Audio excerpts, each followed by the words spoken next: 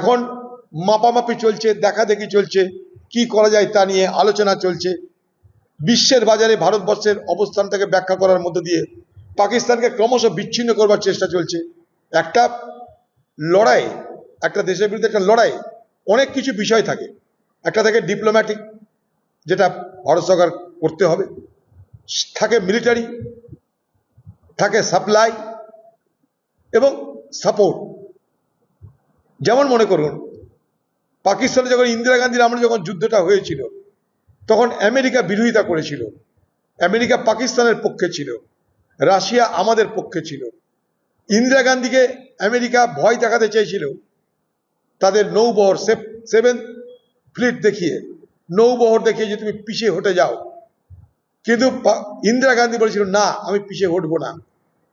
তার জন্য সেদিনও সারা বিশ্ব জুড়ে এই যে ডিপ্লোম্যাটিক অ্যাক্টিভিটি, এটা আমাদের করতে হয়েছিল, আজও সেটা করতে হচ্ছে। তাহলে একটা যুদ্ধের অনেক দিক আছে। একটা হচ্ছে ইকোনমিক্যাল, বর্ডার বন্ধ করে দেওয়া হচ্ছে, মিলিটারি, সেনাবাহিনীর মোতায়েন, ডিপ্লোম্যাটিক, কূটনৈতিক। এগুলো করার পর তারপরে বোঝা যাবে যে কখন কিভাবে আমাদের দেশ প্রতিশোধ নিচ্ছে।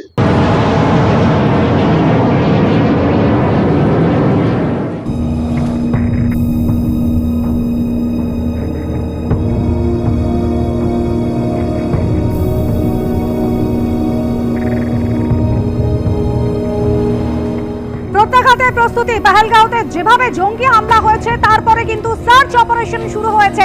একেবারে চিরুনি তল্লাশি চলছে বিভিন্ন জায়গায়।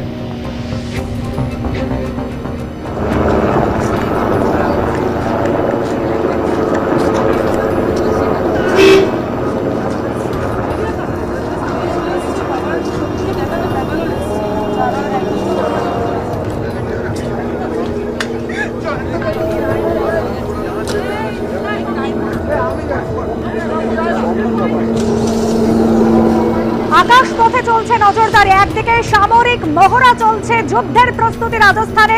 নৌবাহিনীকে সতর্ক করা হয়েছে, ক্ষেপণাস্ত্র সমুদ্রে নামানো হয়েছে, যুদ্ধ বিমান বহনকারী যুদ্ধ জাহাজ। আর অন্যদিকে আকাশপথে এভাবেই চলছে নজরদারি গোটা জম্মু কাশ্মীর জুড়ে।